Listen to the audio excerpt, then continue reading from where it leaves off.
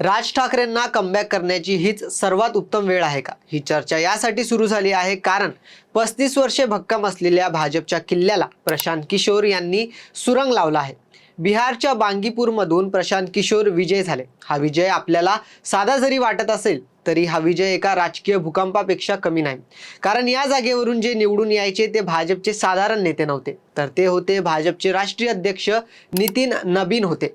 Confidence एवढा की जर कुत्र्यांना किंवा मांजरांना जरी इथून तिकीट दिलं तरी ते जिंकून येतील अशी धारणा भाजपची झाली होती. पण प्रशांत किशोर, ज्याला बिहारने विधानसभा निवडणुकीत जमिनीवर आदळलं, त्याच प्रशांतने बिहारला दाखवून दिलं, मैं समंदर हूं, लौट कर जरूर आऊंगा.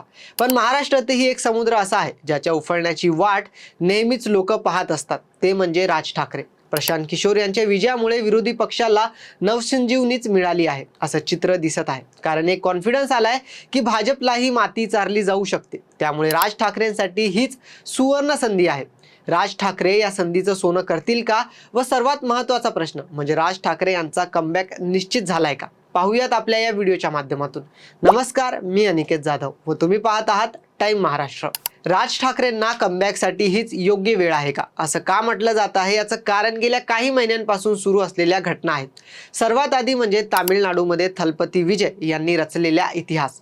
थलपती विजय पहिल्यांदाच निवडणुकीत उतरले व थेट मुख्यमंत्री झाले. त्यांच्या विजयाने एक मेसेज गेला, जर तुमच्या सभांना गर्दी होत असेल तर त्या गर्दीचं रूपांतर मतदानातही होऊ शकतं.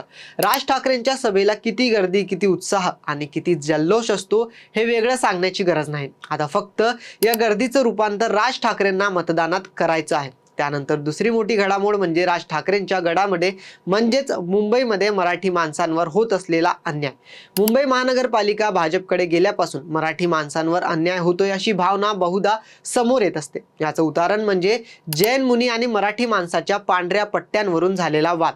या वादात राज ठाकरे व मनसेने उघडपणे मराठी माणसाच्या बाजूने उभे राहण्याची भूमिका घेतली होती. त्यामुळे मराठी माणसांना राज ठाकरे दूर होऊ देणार नाही याची काळजी ते घेताना दिसत आहे. शिवाय यंदा पावसामुळे झाडं पडली, मुंबईकरांचा जीव गेला, त्यावरही राज ठाकरे आणि मनसे अत्यंत आक्रमकपणे आपली भूमिका मांडत होती. यानंतर येतो सर्वात मोठा मुद्दा ज्यावर राज ठाकरे लक्ष केंद्रित करताना दिसत आहे. जर त्या गटाचं ते मन वळू शकले तर नक्कीच ठाकरेंसाठी येणारी निवडणूक ही कमबॅकच ठरणार आहे. तो गट म्हणजे जेनझी. जेनझी कशा प्रकारे रस्त्यावर उतरतात हे सगळ्यांनीच पाहिलंय. हे जेनझी कोणत्याही पक्षाचे पारंपरिक मतदार नाही. काही जेनझी तर पहिल्यांदाच मतदान देखील करतील.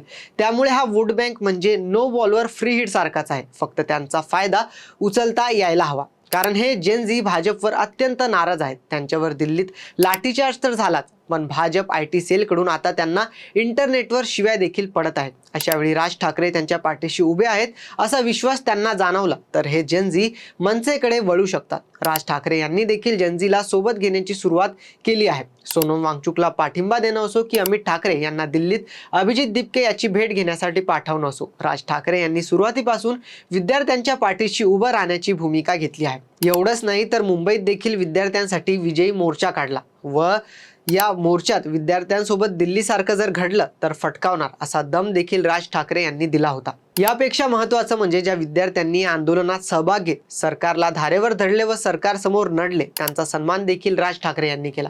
त्यामुळे राज ठाकरे यांनी जेनझीला आपल्याकडे वळवण्याची सुरुवात केली आहे. याशिवाय आणखी एक मुद्दा म्हणजे राम मंदिरातील दानचोरी, त्याच पाठोपाठ सिद्धिविनायक मंदिर मुंबईतील दानचोरी. याच्यातही राज ठाकरे यांनी आक्रमक भूमिका घेत या सरकारला धारेवर धरला आहे. त्यामुळे भाजपवर नाराज असलेल्या मतदार देखील राज ठाकरे आपल्याकडे वळवण्याचा प्रयत्न करत आहेत. अशातच प्रशांत किशोर यांचा भाजपच्या गडात ऐतिहासिक विजय म्हणजे विरोधकांना मिळालेली नवसंजीवनीच. जर आपण योग्य मेहनत घेतली आणि त्यापेक्षा महत्त्वाचं म्हणजे मैदान सोडलं नाही तर भाजपलाही त्याच्या गडामध्ये पाणी पाजू शकतो. हा कॉन्फिडन्स आता सर्व विरोधकांना आला असेल. पण एक गोष्ट महत्त्वाची आहे, ती म्हणजे शेवटपर्यंत मैदान सोडायचं नाही. तरी राज ठाकरेंचा कमबॅक यावेळी होणार का व जेनझी त्यांच्या पाठीशी उभे राहतील का, याबद्दल आपल्याला काय वाटतं हे आम्हाला कमेंटमध्ये नक्की कळवा. आणि व्हिडिओ आवडला असेल तर लाईक आणि शेअर करा. आमच्या YouTube चॅनलला सबस्क्राईब करायला विसरू नका.